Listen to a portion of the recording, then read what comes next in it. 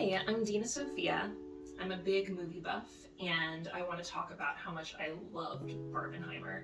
If you don't know what that is, it's this big movie phenomenon where last Friday, July 21st, Christopher Nolan's biographical thriller Oppenheimer and Greta Gerwig's fantasy comedy Barbie, they released on the same day, and they're really popular to watch together as a double feature because they're just so different from each other. Both of these movies are about some of the greatest inventions of the 20th century, the atomic bomb and Barbie. Just so that you're aware, I will be discussing both movies in detail, so if you don't want spoilers, just don't watch past this point. Nolan's Oppenheimer stars Cillian Murphy, and honestly, if he does not get an Oscar nomination for this role, I will be stunned. It stars him as J. Robert Oppenheimer, one of the most famous American theoretical physicists to ever live, and he's known as the father of the atomic bomb. And the story chronicles Oppenheimer's life from his college years and how it leads to him coming to this conclusion that a bomb like this is possible. And then he gets scouted by the American military, and they basically pay him to lead a project called the Manhattan Project in the 1940s, so that they can get to the creation of an atomic bomb before Nazi Germany and the Soviets can do the same. And then after dealing with the bomb actually becoming a physical, tangible reality and seeing what happens to it, there's this metaphor. So it's all based on a book, The American Prometheus, and that's exactly what he is. He takes this divine power and he gives it to the gods, and it's the American military, and they use it in a way that he didn't anticipate, and he's existentially horrified at the reality that he used his ability to create the greatest weapon that the world has ever known. It's the heartbreaking true story of an inventor who did not foresee the far-reaching implications of his own work. While Oppenheimer is a story about an inventor, then Barbie is the story of the invention and how this invention has to understand her role in society. Barbie starts experiencing this existential crisis. She's living in Barbie land, everything's perfect. She and the other Barbie dolls are living what we would imagine all the dolls have. Some of them are president, you know how Barbie is. So some of them are presidents, some of them are doctors. You have veterinarian dolls, you have dolls that have all the cutest clothes, and there's they live in kind of this matriarchal society, so they all take good care of each other, and there's no real social problems or issues at hand. And then one day, our main character, stereotypical Barbie, Margot Robbie's character, she starts having existential thoughts about death. She starts to show signs of physical aging on her body, which is completely unheard of for a doll, right?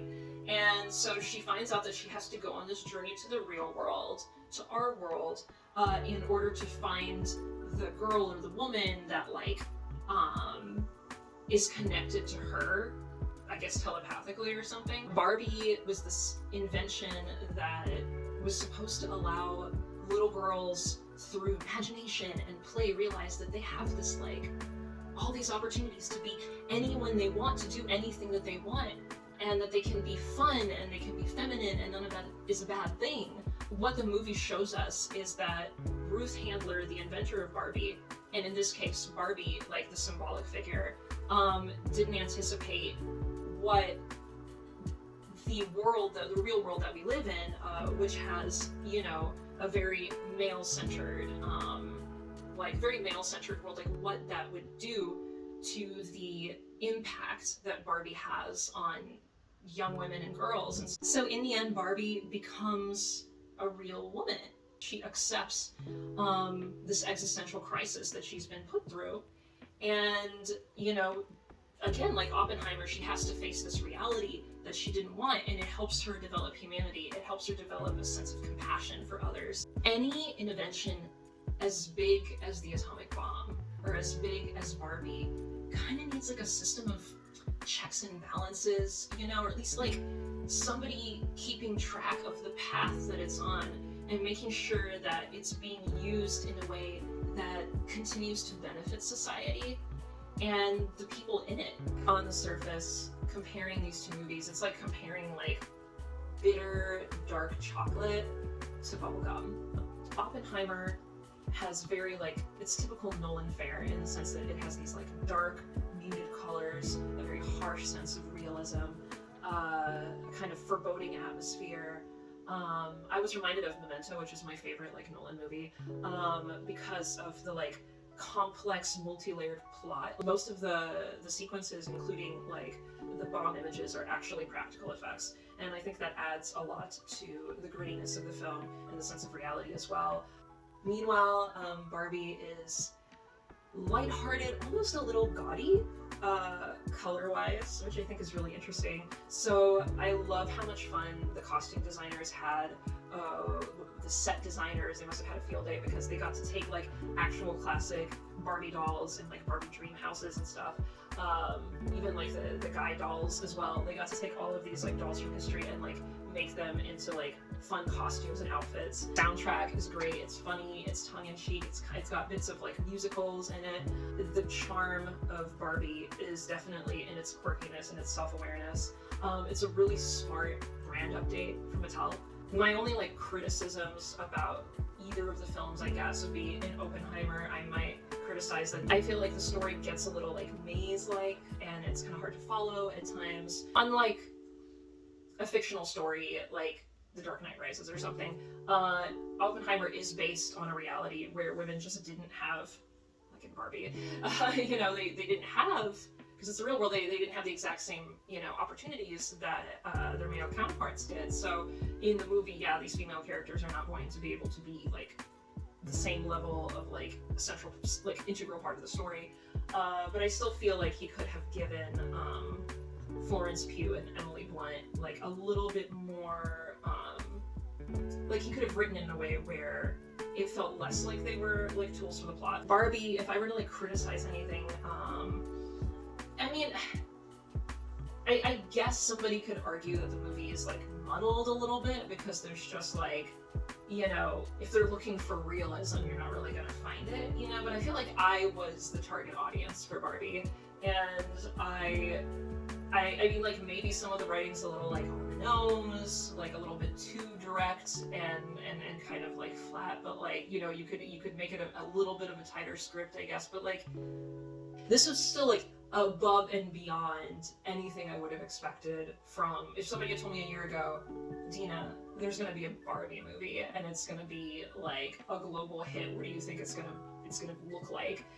I wouldn't have thought that it would be this good. I have a really hard time like rating movies, but I feel like if I had to give them a number, I'd say Oppenheimer was like an 8.5 to a 9, and Barbie was like an 8.5. I think they're both fantastic. Oppenheimer was interesting, intelligent, gritty. It made me, you know, hang on the edge of my seat trying to like understand all of these like cool details in the plot. And then Barbie was fun. I laughed out loud. I thought it was so funny and enjoyable and clever, and it took the symbol of Barbie and turned it on its head, because ultimately Barbie can be her own person now. What is more inspiring than to see a symbol that you grew up with choose to be human and choose to have her own identity, because that means you too, the viewer, can choose to be whoever you want. And that's why I loved Barbenheimer. That's why I had a fantastic time on Friday. I left feeling like I learned a lot about the world and about the potential of the people in it. And yeah, I'm just excited to hear what you guys think. If any of you saw it, let me know. I'm totally down to like hear your thoughts on it.